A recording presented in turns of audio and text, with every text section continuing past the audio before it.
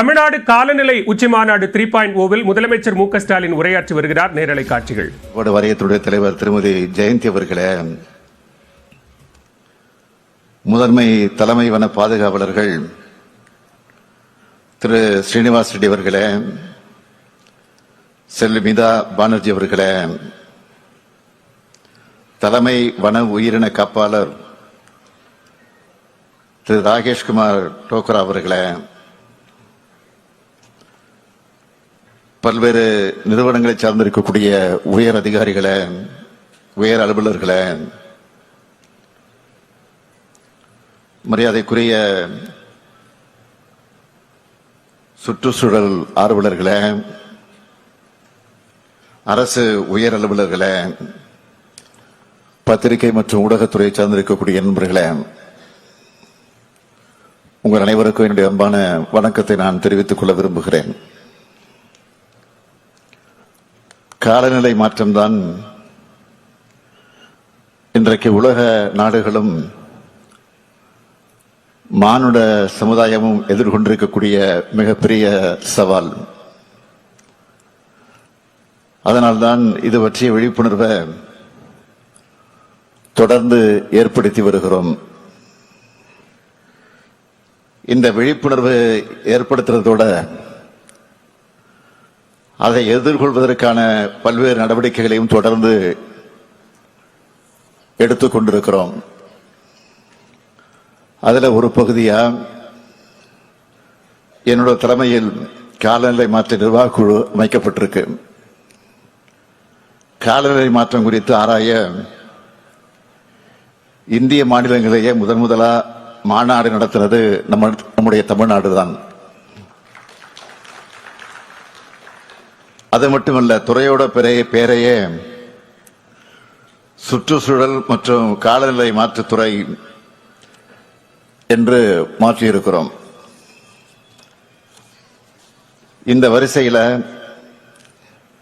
தமிழ்நாடு காலநிலை மாற்ற இயக்கம், பசுமை தமிழ்நாடு இயக்கம், தமிழ்நாடு ஈரநிலை இயக்கம், தமிழ்நாடு நெய்தல் மீட்சி இயக்கம் ஆகிய 4 சிறப்பு இயக்கங்கள் மூலமா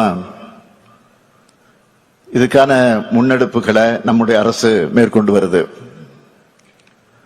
அதோட ஒரு பகுதியாக தான் ஆண்டுதோறும் காலநிலை உச்சி மாநாடுகளை நடத்தி கொண்டிருக்கிறோம். இந்த மாநாடுகள் சுற்றுச்சூழல் மற்றும் காலநிலை மாற்றத்துறையின் கீழ் செயல்பட்டு வர்ற தமிழ்நாடு காலநிலை மாற்ற இயக்கத்தால நடத்தப்பட்டு வருது. இதுவரைக்கும் தமிழ்நாட்டில் 2 காலநிலை உச்சி மாநாடுகளை நம்முடைய அரசு வெற்றிகரமாக நடத்தியிருக்கு.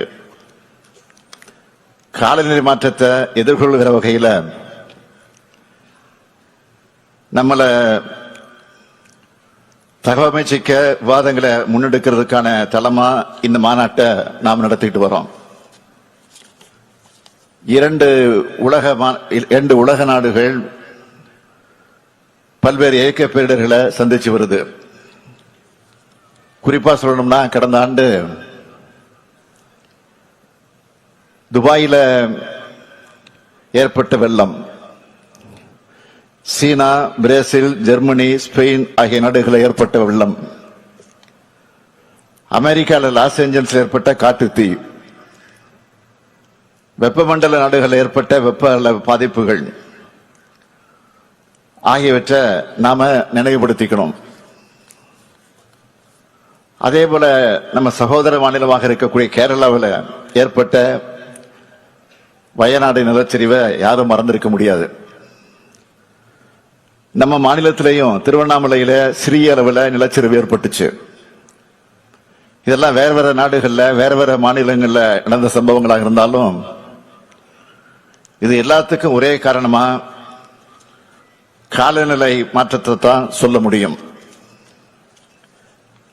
இத நம்ம எதிர்கொண்டுதான் ஆகணும்.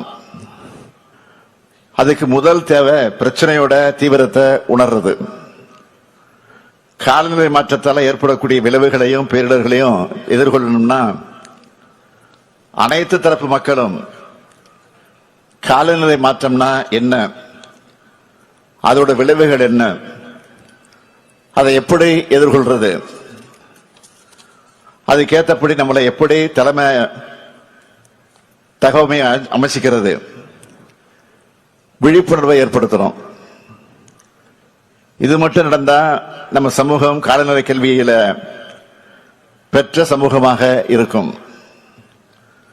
பேரிடர்கள் இருந்து மீண்டு வர்றதுக்கான ரெசிலியன்ஸ் இருக்கும்.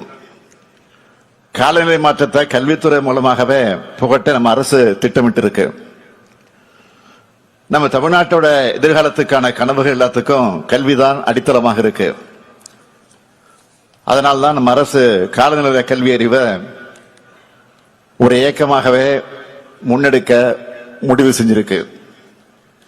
இது தொடர்பா ஒரு முக்கிய அறிவிப்பை இப்போ வெளியிடுகிறேன்.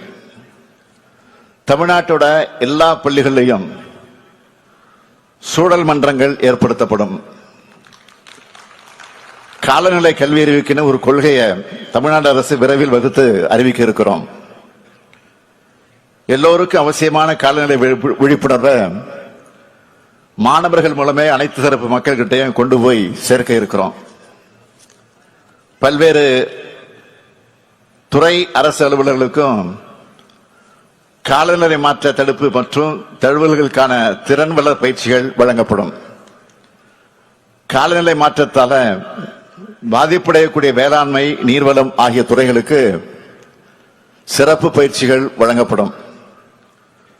பசுமை குடில் வாயுக்களின் உமிழ்வை குறைப்பதற்கான வழிமுறைகள் காணப்படும். வெப்ப அலைய மாநில பேரிடரா தமிழ்நாடு அரசு அறிவிச்சு அரசிதழில் வெளியிட்டு இருக்கு. வெப்ப அலையால உயிரிழக்க நேரிட்டா 4 லட்சம் ரூபாய் நிவாரணம் வழங்கப்படும் என்று அறிவிச்சிருக்கிறோம். வெப்பநிலையை எதிர்கொள்வதற்கான மருத்துவ வசதிகள் மற்றும் ORS கரைசல் வழங்க மாநில பேரிடர் மேலாண்மை நிதியை பயன்படுத்திக்கலாம். வெப்ப அலை தாக்கத்தின் போது தண்ணீர் பந்தல்கள் அமைச்சு குடிநீர் வழங்கவும் மாநில பேரிடர் மேலாண்மை நிதியை பயன்படுத்திக்கலாம்னு அறிவிச்சிருக்கிறோம். இயற்கை வளங்களை பாதுகாக்க அக்கறை கொண்ட சமூகமாக நாம மாறணும். இயற்கை பேரிடர்கள் இருந்து தற்காத்துக் கொண்டு மீண்டெடுக்கக்கூடிய சமூகமாக வளரணும். பசுமை தொழில்நுட்பங்கள் மூலமா பொருளாதார வளர்ச்சியை முன்னிறுத்தக்கூடிய சமூகமாகவும் உலகளாவிய காலநிலை குறிக்கோள்களை அடைய உறுதுணையா இருக்கிற சமூகமாகவும் எதிர்காலத்தில் நாம திகழணும். தமிழ்நாடு அரசு பொருளாதார மேம்பாட்டையும் சுற்றுச்சூழல் பொறுப்புணர்வையும் இரு கண்களாக கருதி தொடர்ந்து செயலாற்றி வருது. ஒவ்வொரு முன்னெடுப்பும் இதை மனசுல வச்சுதான் செய்யப்படுகிறது. அது நீர்நிலைகள் மறுசீரமைப்பு, காலநிலை மீள்திறன் கொண்ட நகரங்கள் கட்டமைத்தல், பயோடைவர்சிட்டியை பாதுகாத்தல்னு காலநிலை மாற்றத்தை எதிர்கொள்றதுல நம்ம உறுதியா வெளிப்படுத்துறதா இருக்கு. எதிர்காலத்தில் வரக்கூடிய சூழலியல் பிரச்சனைகளையும் கருத்திலே கொண்டு இப்பவே அட்வான்ஸா திட்டமிட்டு அதற்கான நடவடிக்கைகளை நம்ம அரசு மேற்கொண்டு வருது. அதை உலகத்துக்கு எடுத்துரைக்கும் உரைக்கல்லா இந்த மாநாடு விளங்குகிறது. மக்களுக்கு தொடர்ந்து காலநிலை மாற்றம் குறித்த விழிப்புணர்வை ஏற்படுத்துவதற்கான நடவடிக்கைகள் அரசால் மேற்கொள்ளப்படும் என்பதை மீண்டும் ஒரு முறை உறுதி செய்து உங்களிடமிருந்து விடைபெறுவதற்கு முன்பு இந்த மாநாடு வெற்றியடைய வாழ்த்தி இதனை சிறப்பாக ஒருங்கிணைச்ச அமைச்சர் நம்முடைய தங்கம் தென்னரசு அவர்களுக்கும் செயலர் செந்தில்குமார் IAS அவர்களுக்கும் என்னுடைய மற்றும் அவரோடு துணை புரிந்த அனைத்து உறுப்பினர்களுக்கும் என்னுடைய வாழ்த்துக்களையும் பாராட்டுக்களையும் தெரிவித்து என் உரையை நிறைவு செய்கிறேன். நன்றி, வணக்கம்.